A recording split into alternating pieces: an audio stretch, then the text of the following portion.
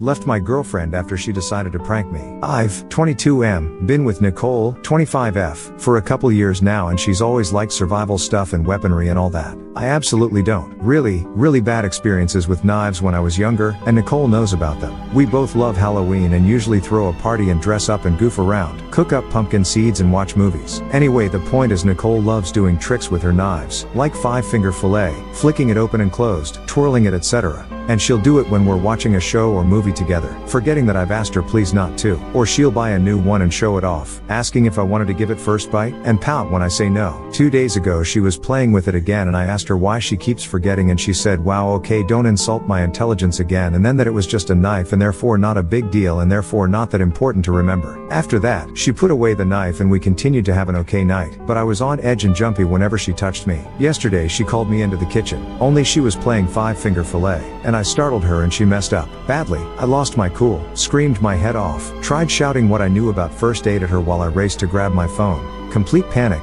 Dialing 911, only for her start laughing and show me that it was a prank involving red food dye and a carrot. She had a nice laugh about how I would have known it was a joke if I wasn't so squeamish about knives, that it's proof I need to get more comfortable, that anyone with passing knowledge knows that it doesn't look like that when something like that happens. She kept explaining how she did it, how she practiced, how she could show me, but I didn't even answer her. It was like my head was underwater and my heart was beating out of my chest. Just moved on autopilot and grabbed my keys and drove a few blocks away before pulling over to breath. Nicole tried to call me and the first thing I said was it wasn't funny at all, and she asked, are you crying? Then I hung up on her. She kept texting me, saying she was sorry, that she didn't think I'd react so badly to a joke, that it was just meant to be good fun in the Halloween spirit. I ignored her. I texted her after that I was home but ignored everything else. This morning she sent the picture of the props to the group chat with a few of our mutual friends, and they chimed in saying it doesn't even look real. I've muted the chat since and I'm wondering if I have a leg to stand on before I go back and apologize. Edit 10:15 5:30 p.m. Further update here it's overwhelming how much of a response this got, and I tried to read all of your comments. Some of them made me laugh, some warmed my heart, others had very hard truths that I still needed to hear,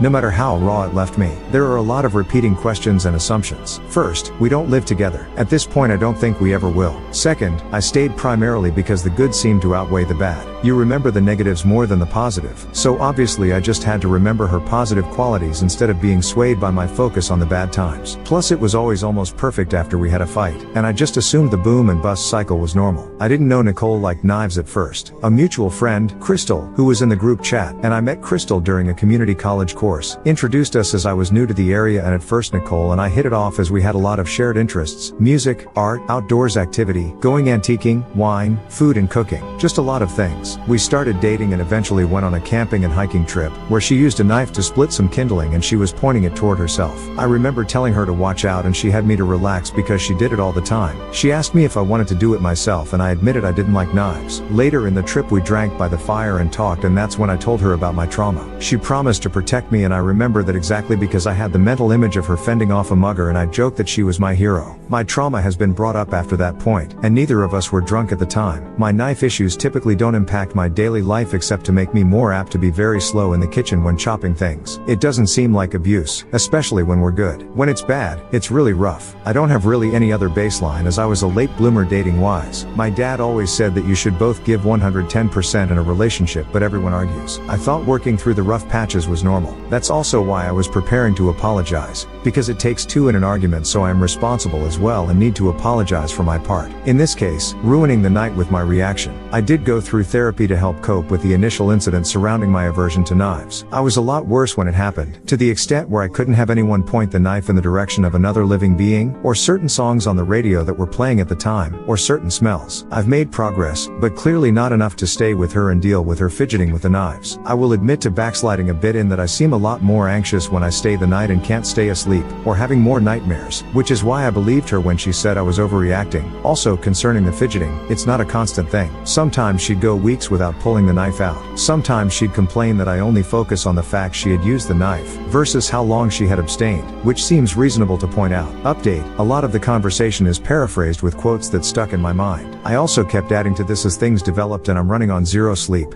so I'm sorry if it's not very clear. I did reach out to Nicole again yesterday to talk, and I went with the intention of standing my ground and explaining things so she could understand my side. She greeted me with, "Thanks for gracing me with your presence," and asked if I was here to act my age and talk like an adult. She slammed the door behind me and pointed to the couch so we could discuss things. Nicole opened with my reaction was unreasonable and completely out of line considering the situation. I said that things need to change because that prank wasn't okay at all, and she knows I have issues with knife violence, and I asked what was funny about the prank. She interrupted and said that ultimatums aren't part of any relationship, so I said I don't think this is working out for us. I don't think we're happy together. Nicole froze at first, and I started to explain that the knife thing and our respective stances being so different is not fair to either of us. But she repeatedly asked, "So you're going to break up nearly 3 years just because of this?" I tried to tell her it was more than just this, it was everything else. It was that she keeps forgetting and triggering me, that she loves playing with them but it upsets me. But she started talking over me and yelling that apparently I think she's an idiot and that I'm the best actor in the world because she never knew I felt so horrible,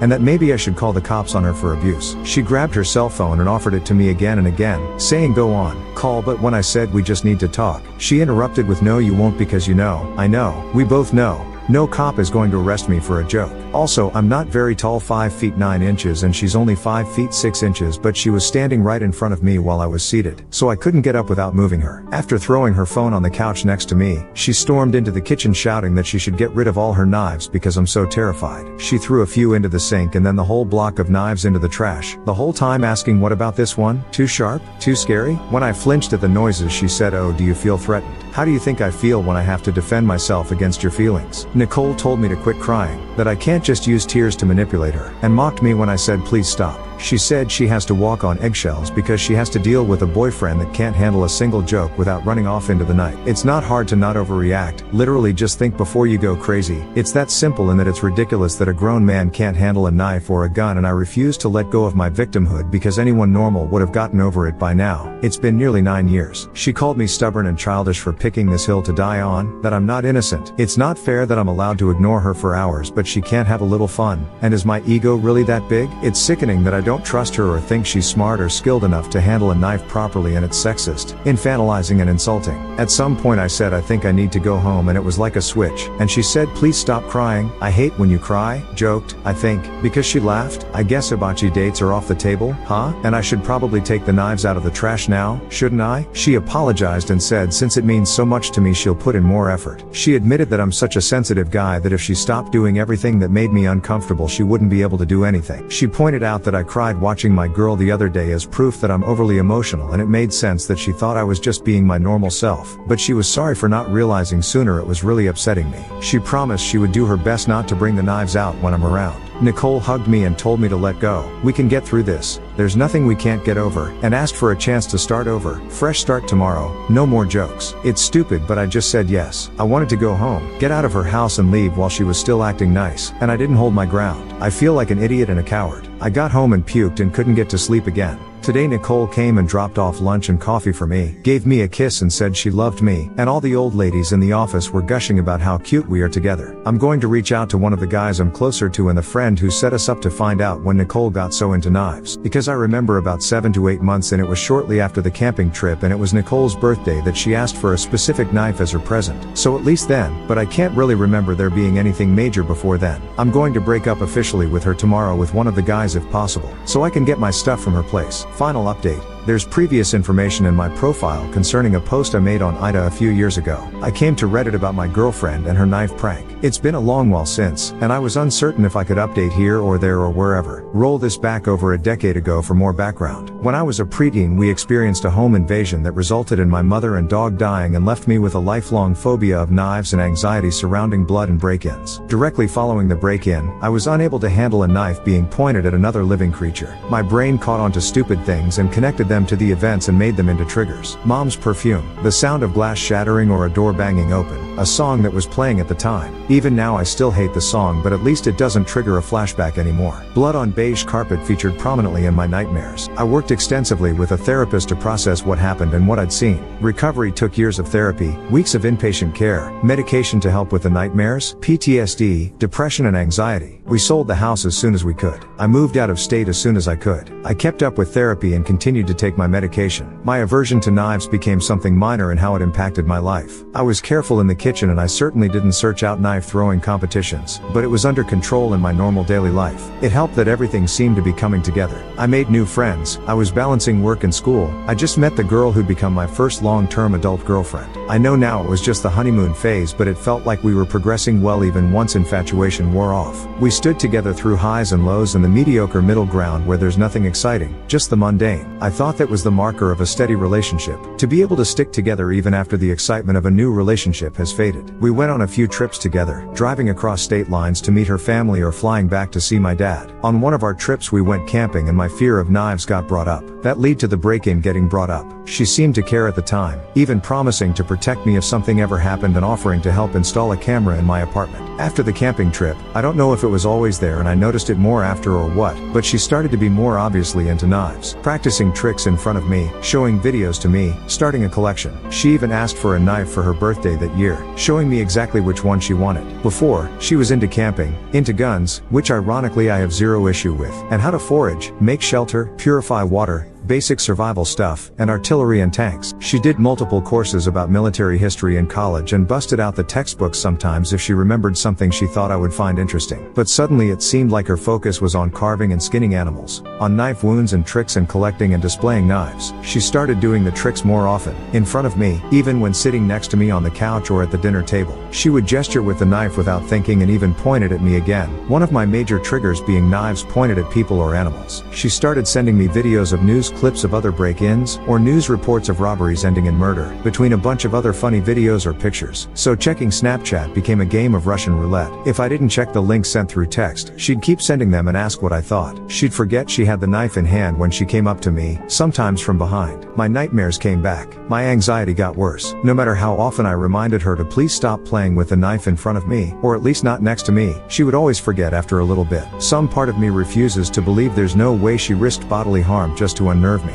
It came to a head when she pulled a prank where she pretended to cut off a finger. We had a huge fight, our biggest one yet. I wish I'd acted differently and hadn't stormed out, but I did. There is a lot about my time with Nicole I would do differently in hindsight. I was so sure I'd just break up with her for good. I don't know why I didn't stay broken up with her. When I did it first, I did it alone because my friend Jack rolled his eyes and called me a PC for wanting backup. So I did it in a coffee shop instead, hoping the public I could be my backup. Nicole stared at me with this affronted expression and it was like I couldn't find the words anymore. Her eyes were huge and wide and hateful, like I've never seen anyone glare at me like that. She gripped onto the cup like she was going to throw it at me. I had it in my head to bolt the second she moved because I could see it so clearly. But then she started crying, loudly, and kept asking why I would do this to her and that she hoped I found happiness with someone better since she clearly wasn't enough for me despite doing everything to be a good girlfriend. I felt like shit and people were staring, so I wished her well and asked if she wanted me to call a friend, but she told me to leave her the fuck alone, so I did. I hate how I handled the breakup, but it felt in the moment like autopilot. In short order, I lost the support of our mutual friends who had become my only friends during my relationship with Nicole, which I understand as they knew her for much longer. Jack actually confronted me and called me a piece of shit for embarrassing her like that in public, calling me trash for leaving her sobbing alone and not even offering her a ride home. He wouldn't listen to my explanations and said I could excuse myself, but everyone now knew what kind of guy I really am. People at work mentioned how sad it was that we broke up.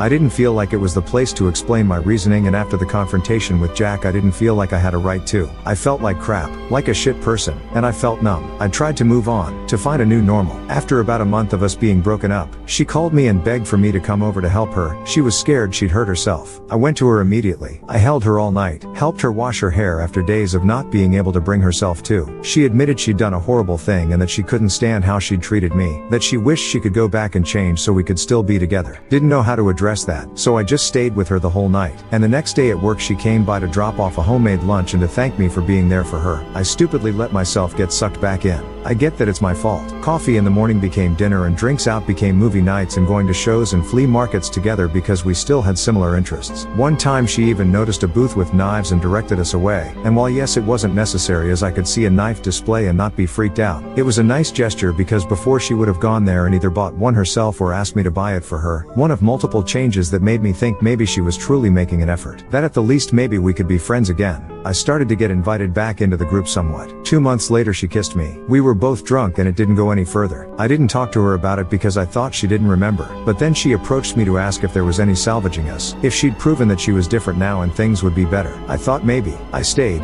because she really had been so sweet. It was like starting over, and we got back together. I was permitted back into the friend group in full, though Crystal had stopped talking to everyone and Jack still refused to talk to me, and while it was awkward at first, soon enough we were acting like we'd never stopped being friends for even a minute. It felt so good to go back to normal. It was like a weight off my chest and like I could breathe again. It was nice for a while. She was so careful about the knives thing and it really did feel so normal and steady. Sure, we had small fights but we always made up shortly after and she'd be overwhelmingly loving after the fact. It felt like it was before, so it felt normal. I can't pinpoint when it started to creep back, but maybe when she started watching documentaries on her phone with the sound up high while sitting next to me, or when she'd poke or grab me while I was cutting up dinner then laugh at my startled response, or she'd scoff if I teared up watching or reading something then tell me later that it was out of fondness not exasperation and I really needed to stop reading so much into it, or she'd yell at me for forgetting something that she never even told me about and then the next day she'd get frustrated that I didn't insist properly that she was mistaken. Like it was all small things that on their own weren't even that big of a deal and I didn't feel like I could just speak up about it or else I was nitpicking her. In hindsight I was making excuses and clinging to when she was nice to me, trying to do anything to make sure we just stayed happy and without bumps. Part of it was that I knew now that I'd be alone, that no one would understand why I'd throw away a good relationship, that being with her was the best thing that could ever happen to me. We moved in together 4 months after our getting back together. She was hinting